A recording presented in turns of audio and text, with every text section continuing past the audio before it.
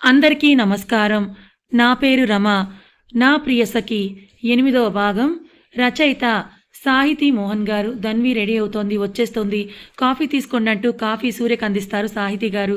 తను coffee SIP చేయబోతూ ఉండగా మెట్ల మీద మువ్వల శబ్దం వినపడగానే తల తిప్పి అటుగా చూస్తాడు సూర్య. లైట్ పింక్ కలర్ డ్రెస్లో తన అగరొత్తుల పొగలాంటి కురులని ఫ్రీగా వదిలేసి నుదుటిన చిన్న స్టిక్కర్తో కాటుకు దిద్దిన కళ్ళతో అతన్ని చూస్తూ లిప్స్టిక్ అవసరం లేని గులాబీ లాంటి పెదాలపై చిరునవ్వు పూయిస్తూ కిందకి వస్తున్న ధన్విని చూస్తూ మైమర్చిపోయి చూసుకోకుండా వేడి కాఫీని సిప్ చేస్తాడు సూర్య.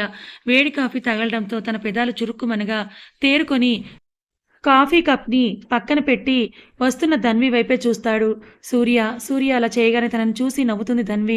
ధన్వి నవ్వుని సూర్య అలాగే చూస్తాడు. సూర్య అలా చూడగానే వస్తున్న నవ్వుని పెదాల మధ్య దాచిపెట్టి వచ్చి మోహన్ గారి పక్కనే నుంచుంటుంది ధన్వి. తొందరగా రావాలి కదే, అబ్బాయి నీకోసం ఎంతసేపు అని వెయిట్ చేస్తాడు అని అంటారు సాహితీ గారు. ఏం పర్లేదత్తయ్య అంటూ సోఫాలో నుంచి లేచి ధన్విని చూస్తూ వెళ్దామా అని అంటాడు సూర్య. సూర్యని చూసి తల ఊపి మోహన్ సాహితీ గారిని చూసి బాయ్ మా, బాయ్ నాన్న అని అంటుంది ధన్వి. బాయ్, జాగ్రత్త, త్వరగా వచ్చేయండి అంటారు మోహన్ గారు. సూర్య బయటికి వెళ్ళి బైక్ స్టార్ట్ చేయగానే ధన్వి కూడా బైక్ దగ్గరికి వచ్చి షాక్ అయ్యి సూర్యనే చూస్తుంది. సూర్య చిన్నగా నవ్వుకుంటూ ధన్విని చూసి కళ్ళెగరేస్తాడు. ఏం లేదన్నట్టు తలూపి సూర్య గారు బైక్ తెచ్చారా అని అంటుంది. సూర్య కూడా అతను ఎందుకు అడుగుతుందో తెలియనట్టు ఫేస్ పెట్టి నీకు బైక్ పై కూర్చోవడం రాదా అని అడుగుతాడు. ఆహా! అలా ఏం కాదు అని ఏం చెప్పాలో తెలియక బైక్ పై ఎక్కి వన్ సైడ్ తిరిగి కూర్చుంటుంది ధన్వి. ధన్వి ఎక్కగానే బైక్ స్టార్ట్ చేసి అఫీషియల్‌గా పెళ్ళయ్యాక బైక్ పై వెళ్ళడం మామూలే కానీ ఇలా పెళ్లికి ముందే అనఫీషియల్‌గా బైక్ రైడ్‌లో మంచి కిక్ ఉంటుంది. దాన్ని నేనెలా వదులుకుంటాను అంటూ నవ్వుతాడు సూర్య. సూర్య మాటలకి షాక్ అయ్యి అంటే కావాలనే బైక్‌లో వచ్చారా అంటుంది ధన్వి. నాకిప్పటి వరకు ఒక గర్ల్ ఫ్రెండ్ కూడా లేదు. గర్ల్ ఫ్రెండ్స్‌తో డేట్‌కి వెళ్ళే ఛాన్స్ వస్తే ఎవరైనా కార్ తీసుకొస్తారా? నేను అంతే అంటాడు సూర్య. అంటే ఇప్పుడు నేను మీ గర్ల్ ఫ్రెండా అంటుంది ధన్వి. పెళ్ళైతే వైఫ్‌వి, మనకింకా పెళ్లి కాలేదు కాబట్టి గర్ల్ ఫ్రెండ్‌వి అంటూ మిర్రర్‌లో నుంచి ధన్విని చూసి ఐ విస్క్ చేస్తాడు సూర్య. మాటలకి షాక్ అవుతూ అమ్మో! మీరు ఇన్నోసెంట్ అనుకున్నా ఏం కాదని అంటుంది ధన్వి. అవును, నీలో చాలా యాంగిల్స్ ఉన్నాయి, నువ్వే చూస్తావుగా అని అంటాడు సూర్య. సూర్య మాటలకి చిన్నగా నవ్వుకుంటుంది ధన్వి. అలా మాట్లాడుకుంటూ షాపింగ్ మాల్‌కి తీసుకొస్తాడు సూర్య. ముందు శారీ సెక్షన్‌కి వెళ్ళి మంచి శారీ సెలెక్ట్ చేయమంటాడు సూర్య.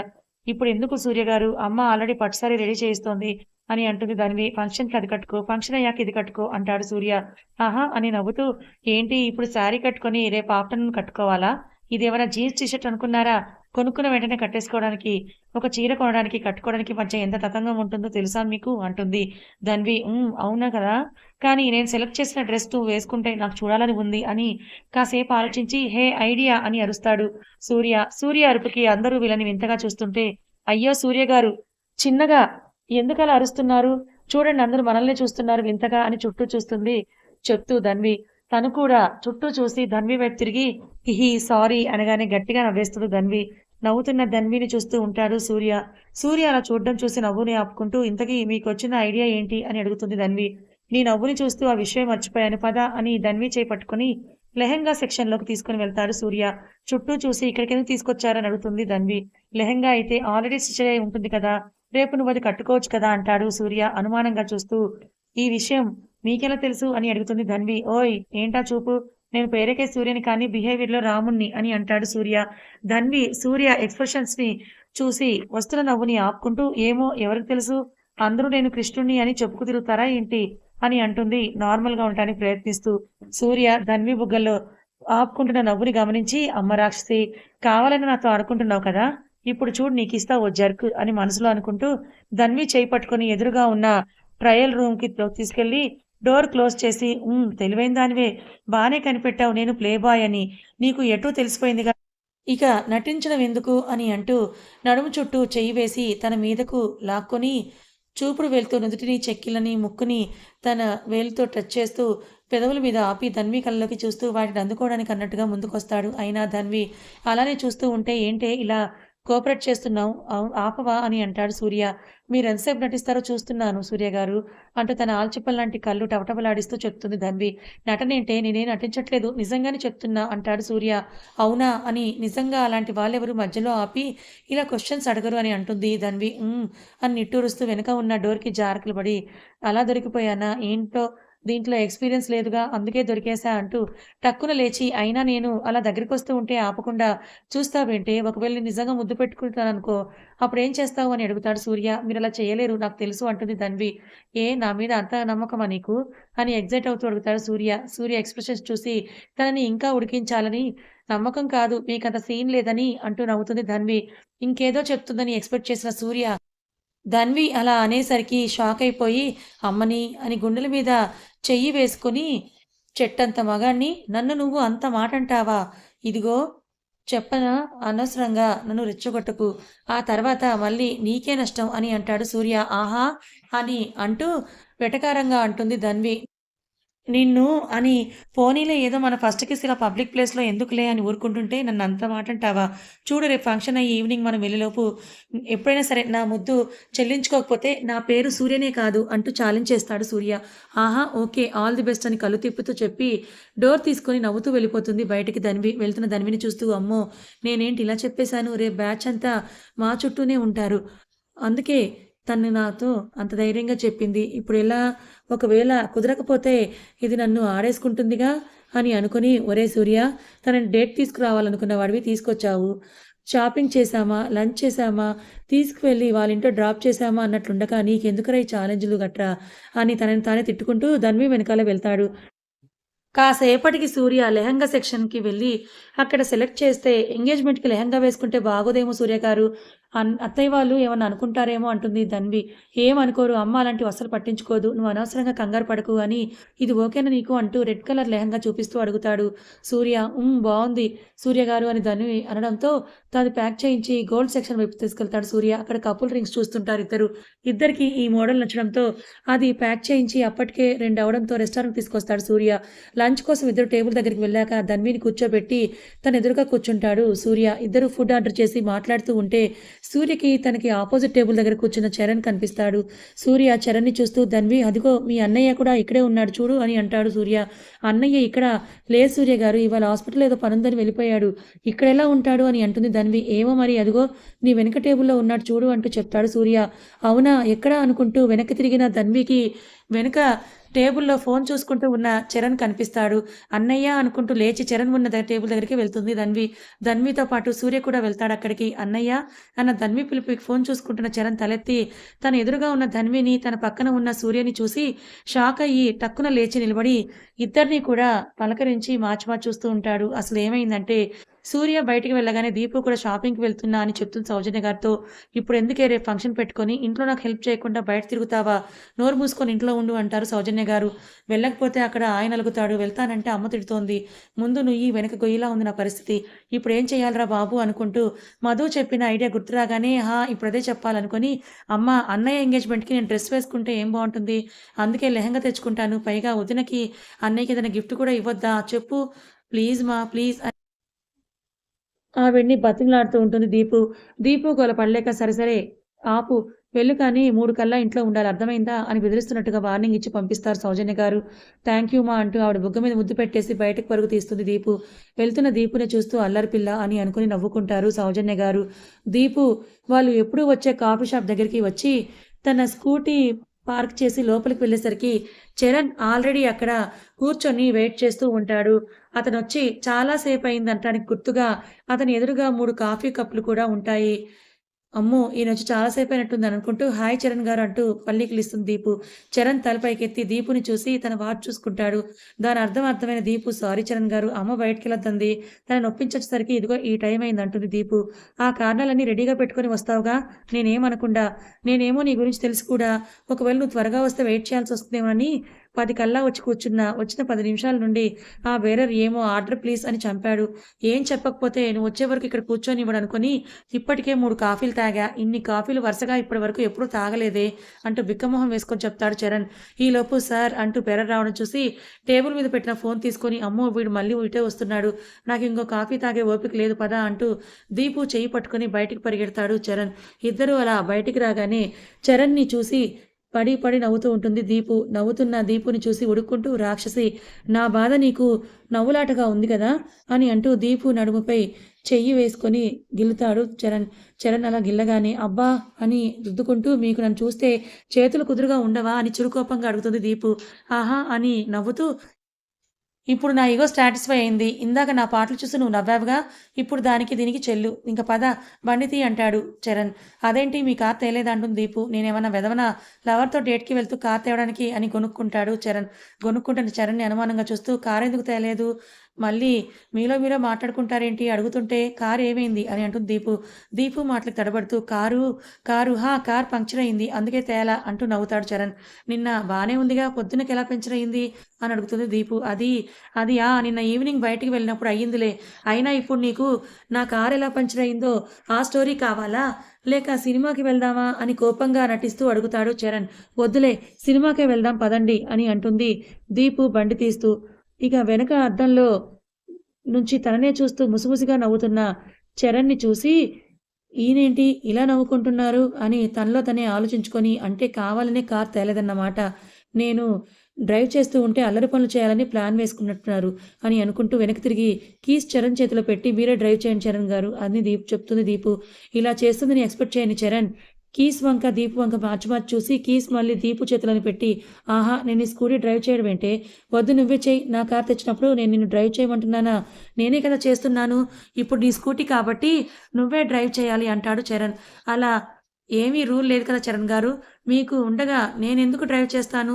అలా ఏం బావుండదు. పైగా నేను మిమ్మల్ని బ్యాలెన్స్ చేయలేను కాబట్టి మీరే డ్రైవ్ చేయండి అంటూ చరణ్‌ని మాట్లాడనివ్వకుండా తన చేతిలో కీస్ పెట్టేసి పక్కకు వచ్చేస్తుంది దీపు. చరణ్ తన చేతిలోని కీస్ చూసి దీపుని చూస్తూ, ఇంత అన్‌రొమాంటిక్ గర్ల్ ఫ్రెండ్‌వి ఎక్కడ దొరికావే నాకు నువ్వు అని గొనుక్కుంటూ బండి తీస్తాడు చరణ్. చరణ్ మాటలు వినపడి నవ్వుకుంటుంది దీపు. అలా వాళ్ళు మొదట మూవీ చూసి అదయ్యాక లంచ్‌కి ఇప్పుడు సూర్య, ధన్వీలు వచ్చిన రెస్టారెంట్‌కే వచ్చారు. సూర్య వాళ్ళు వచ్చే ముందే లంచ్ ఫినిష్ చేసి దీపు రెస్ట్ రూమ్‌కి వెళ్తే చరణ్ ఫోన్ చూసుకుంటూ కూర్చున్నాడు. అది జరిగింది. వాళ్ళని అక్కడ ఎక్స్‌పెక్ట్ చేయని చరణ్ షాక్ అయ్యి ఇద్దరిని చూస్తూ ఉంటాడు. అలాగే వాళ్ళనే చూస్తూ ఉన్న చరణ్ మొహం మీద చిటిక వేస్తూ, అన్నయ్య హాస్పిటల్ వెళ్ళాలని చెప్పి వెళ్ళకుండా ఇక్కడున్నావేంట్రా అంటుంది ధన్వి.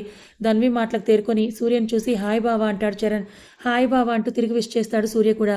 నువ్వేంట్రా ఇక్కడ అని మళ్ళీ అడుగుతుంది ధన్వి. ఏం చెప్పాలో అర్థం కాక, హాస్పిటల్లో వర్క్ అయిపోయాక ఇంటికి వద్దాం అనుకుంటుంటే ప్రకాష్ లంచ్కి వెళ్దామని వద్దంటున్నా వినకుండా ఇక్కడ తీసుకొచ్చాడ్రా అంటాడు చరణ్.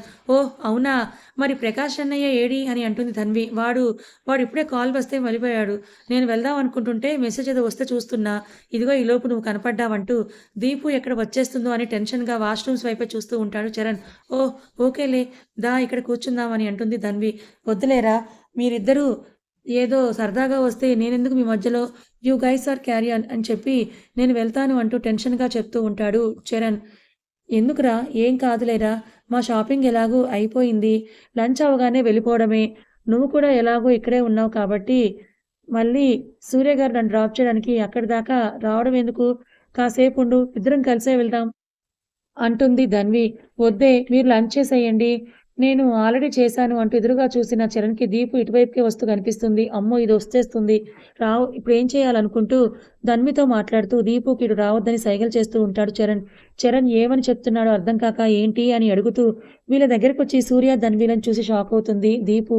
వచ్చిన దీపుని చూసి, దీపు నువ్వేంటిక్కడ అని అడుగుతాడు సూర్య. సూర్యని చూస్తూ ఏం చెప్పాలో తెలియక టెన్షన్ పడుతూ ఉంటుంది దీపు. దీపు టెన్షన్ చూసి ఫ్రెండ్స్‌తో కలిసొచ్చుంటారు కదండీ అని అంటాడు చరణ్. చరణ్ ఇచ్చిన హింట్‌ని అందుకొని అవునన్నయ్య, షాపింగ్‌కని వచ్చా. ఇక్కడ ఫ్రెండ్ కలిసింది. లంచ్‌కి వెళ్దామంటే వచ్చాను. తను వెళ్ళింది. నేను వెళ్తుంటే మీరు కనిపించిట్టుగా వచ్చానంటుంది దీపు. ఓహ్! సరే దా కలిసి వెళ్దామని నలుగురు కూర్చొని వీళ్ళు తిన్నాక బిల్ పే చేసి బయటికి వెళ్తారు. అన్నయ్య కార్ తీసుకొని రా, నేను ఇక్కడే ఉంటానంటుంది ధన్వి మాటలకు తను కార్ తేలేదని గుర్తొచ్చి ఇప్పుడేం చెప్పాలి అనుకుంటాడు చరణ్. సూర్య, ధన్వీలు చూడకుండా చరణ్‌ని వెక్కిరిస్తూ ఉంటుంది దీపు. దీపుని గుర్రుగా చూస్తూ, నేను కార్ తేలేదురా, ప్రకాష్ బైక్‌పై వచ్చాను. వాడు వెళ్ళిపోయాడు. క్యాబ్‌లో వెళ్దాంలే పద అని అనుకున్నా. ఉండు, క్యాబ్ బుక్ చేస్తాను అంటాడు చరణ్. క్యాబ్ ఎందుకులే బావా, దీపు స్కూటీ ఉంది కదా అందులో వెళ్ళిపోండి, రేపు వచ్చినప్పుడు తీసుకెళ్తాంలే అంటాడు సూర్య. అయ్యో ఎందుకులే బావా, మళ్ళీ తనకి ఇబ్బంది అవుతుంది అంటాడు చరణ్. అయ్యో భలేవారే, నన్ను డ్రాప్ చేయమంటే ఇబ్బంది కానీ స్కూటీ మీకు ఇవ్వడానికి ఏం ప్రాబ్లం లేదు, హ్యాపీగా తీసుకోండి రేపు తీసుకుంటాం కదా అంటూ చరణ్ చూసి కన్నింగా నవ్వుతూ కీస్ ఇస్తుంది దీపు కూడా. దీపు మాటల్లో ఇంటెన్షన్ అర్థమైన చరణ్, రాక్షసి రేపు దొరక్కపోవే అప్పుడు చెప్తా నీ సంగతి అని దీపుని తిట్టుకుంటూ కీస్ తీసుకుంటాడు చరణ్. అలా అన్నా చెల్లెలు కలిసి ఎవరింటికి వాళ్ళు వెళ్ళిపోతారు. చరణ్, ధన్వి కలిసి ఇంటికి వెళ్ళేసరికి సాహితి గారు, జానకి గారు పిండి వంటలు చేయిస్తూ ఉంటే మోహన్ గారు, రఘు గారు లివింగ్ రూమ్‌లో చిన్నగా స్టేజ్ డెకరేషన్ చేస్తూ ఉంటారు. చాలా బావుంది నాన్న డెకరేషన్ అంటారు ఇద్దరు అక్కడికొచ్చి చూసి. వీళ్ళ మాటలు విని బయటకొచ్చిన సాహితి గారు, అమ్ములు ఇంతసేపు ఎండలో తిరిగితే ఎలానే? మొహం చూడు నీకు ఎలా వాడిపోయిందో. వెళ్ళి కాసేపు రెస్ట్ తీసుకో అని అంటారు. ఏం కాదులేమా పద నేను కూడా మీకు హెల్ప్ చేస్తాను అంటుంది ధన్వి. నువ్వా? ఏమీ వద్దులేవే అయిపోవచ్చిందిలే. మళ్ళీ నువ్వు కిచెన్‌లోకి వచ్చి అక్కడంతా అలా చేస్తూ నించుంటే మొహం వాడిపోతే మళ్ళీ రేపు ఫోటోలో బాగుండవు. అసలు అల్లుడు గారు చాలా బావుంటారు. ఆయన పక్కన నువ్వు ఆనొద్దు. నువ్వు అందుకే వెళ్లి రెస్ట్ తీసుకో అంటారు సాహితి గారు. ఆవిడ మాటలకు ఇలా చూస్తూ అంటే ఏంటే నేను బాగోలేదనా నువ్వనేది? అంటుంది ధన్వి కొంచెం కోపంగా. ఆహా! కాదే అల్లుడు బావుంటాడంటున్నా అంటారు సాహితి గారు. హుహు. చూడండి నాన్న అమ్మ ఎలా అంటుందో. నేను బాగోలేదంట అంటూ గారాలు పోతుంది ధన్వి. నువ్వు బాగోలేదని ఎక్కడన్నానే? ఆయన నీకంటే బావుంటారని చెప్పాను కదా అంటూ నవ్వుతారు సాహితి గారు. అడుగో మళ్ళీ అని అంటుంది ధన్వి. పోనీలేరా అని ధన్విని దగ్గరికి తీసుకుంటారు మోహన్ గారు. ఆయన భుజం మీద తల వాల్చి వెవ్వెవ్వే అని ఆవిడని చూసి వెక్కిరిస్తుంది. నీకన్నీ ఆయన పోలికలే వచ్చాయి. అదే నా పోలికలొచ్చుంటే అని ఆవిడ మాట పూర్తయ్యేలోపే మోహన్ గారు అందుకొని అప్పుడు వచ్చిన వాళ్ళు దడుచుకొని అటునుంచి అటే వెళ్ళిపోయేవాళ్ళు అంటూ ధన్విని చూసి ఐ విష్ చేస్తారు మోహన్ గారు. ఆయన మాటలకి ఇలా చూస్తూ అంటే నేను రాక్షసిలా ఉన్నాననా మీ ఉద్దేశం అంటారు చిరుకోపంగా సాహితి గారు. అమ్మ అని డైరెక్ట్‌గా ఎలా చెప్తారు అని ధన్వి అంటూ ఉంటే కొన్ని నువ్వే అర్థం చేసుకోవాలి అని మోహన్ గారు అంటూ హైఫై ఇచ్చుకుంటారు ఇద్దరు కూడా. తండ్రి కూతురు వాళ్ళిద్దరిని చూస్తూ ఉడుక్కుంటూ కిచెన్‌లోకి వెళ్ళిపోతారు సాహితి గారు. ఇక్కడ సూర్య, దీపులు ఇంటికి వెళ్ళేసరికి సౌజన్య గారు, వాణి గారు రేపు ధన్వికి పెట్టాల్సిన చీర, నగలు ఎట్సెట్రా సర్దుతూ ఉంటే, అప్పుడే సోఫాలో కూర్చొని వాళ్ళని పని చేసుకోనివ్వకుండా ఏదో ఒకటి చెప్తూ విసిగిస్తూ ఉంటారు విష్ణు గారు, చైతన్య గారు. అబ్బబ్బా! ఏంటండి మీ గోల? కాసేపు కాఫీ అంటారు, కాసేపు జ్యూస్ అంటారు. ఇంకా మమ్మల్ని పని చేసుకోనివ్వరా? ఈ ఐపీఎల్ ఏమో గానీ టీవీని వదలకుండా కూర్చొని మమ్మల్ని తిప్పి చంపేస్తున్నారు మీరు అంటూ తల కొట్టుకుంటూ ఉంటారు సౌజన్య గారు. నీకేం తెలుసో ఈ ఐపీఎల్ అంటే ఎంత టెన్షన్ ఉంటుందో అని అంటారు విష్ణు గారు. అవును. ఆ టెన్షన్‌లోనేగా మీరు టీవీ ముందుండే అలా కొట్టు, ఇలా కొట్టు అంటూ సలహాలిస్తూ ఉంటారు అంటూ వెటకారంగా చెప్తారు వాణి గారు. అవునోయ్! ఇక్కడ మేము కూర్చొని ఎంకరేజ్ చేయబట్టే వాళ్ళంత బాగా ఆడతారంటారు చైతన్య గారు కూడా. అవును. మీరు చూస్తేనే వాళ్ళు బాగా ఆడతారు. లేకపోతే ఆడలేరు కదా! అంటారు వాణి గారు. అవును. మనం చూస్తేనే వాళ్ళకి ఉత్సాహం వచ్చి బాగా ఆడతారు. మాకు చూడ్డానికి ఉత్సాహం రావాలంటే మీరు కాఫీలు, జ్యూస్‌లు అందించాలిగా మరి అని అంటారు చైతన్య గారు. సరిపోయింది అని అంటారు వాణి గారు.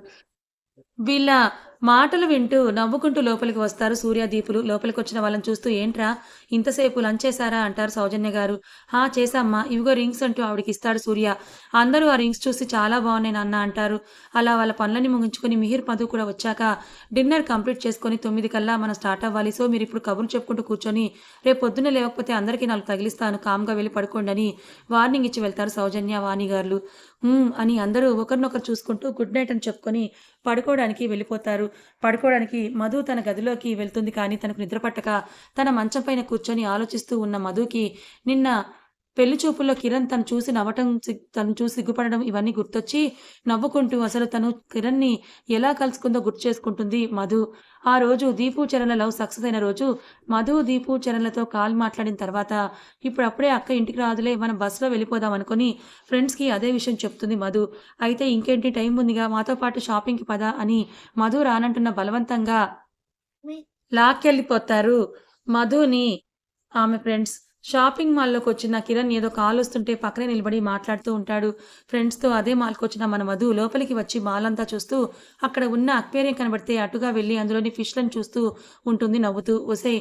అక్కడే నిలబడ్డావేంటే రా అని పిలుస్తున్న తన ఫ్రెండ్ మాటకి ఆ అని ఫోర్స్‌గా వెనక్కి తిరిగి అప్పుడే కాల్ కట్టేసి ఫోన్ పాకెట్‌లో పెట్టుకుంటూ తన ముందు నుంచి వెళ్తున్న కిరణ్‌కి డాష్ ఇస్తుంది. కిరణ్‌కి డాష్ ఇచ్చి పడబోతున్న మధుని చెయ్యి పట్టుకుంటాడు. పడిపోతున్న మధు భయంతో కిరణ్ షర్ట్ కలర్ పట్టుకొని కళ్ళు మూసుకుంటుంది. మధుని పట్టుకున్న కిరణ్ పడిపోతానేమో అనే భయంతో నొసలు ముడివేసి తన కళ్ళని మూసేసుకొని పెదవుల్ని ముడిచి టెన్షన్ వల్ల పట్టిన చిరు స్వేదంతో మెరుస్తూ క్యూట్‌గా ఉన్న మధుని మైమర్చిపోయి చూస్తూ ఉంటాడు. పడిపోతానేమో అని భయంతో టెన్స్ అవుతున్న మధుకి తను గాల్లో తేలుతున్న ఫీలింగ్ రాగానే ఇంకా నేను పడలేదేంటి అనుకుంటూ నెమ్మదిగా కళ్ళు తెరిచి తన ఎదురుగా తన చేతిని పట్టుకొని బ్యాలెన్స్ కోసం వెనక్కి వంగిన తన మీదకే కాస్త వంగి నుంచున్న కిరణ్ కాలర్ని సపోర్ట్ కోసం పట్టుకున్న తన చేతిని మార్చి మార్చి చూస్తోంది మధు. కథ ఇంకా ఉంది. సో ఫ్రెండ్స్, మొత్తానికి మన లవ్ బర్డ్స్ ఎంతమందో చెప్పండి. ఎంతమంది ఉన్నారు ఈ కథకి? తెలిస్తే తప్పకుండా మీరు కామెంట్ చేయండి. ఈ కథ ఎలా అనిపించింది? నచ్చిందా? నచ్చితే లైక్ చేయండి. మరికొంతమందికి షేర్ చేయండి. ఇలాంటి మరిన్ని మంచి కథల కోసం మన ఛానల్ని సబ్స్క్రైబ్ చేసుకోండి. Thank you so much for watching.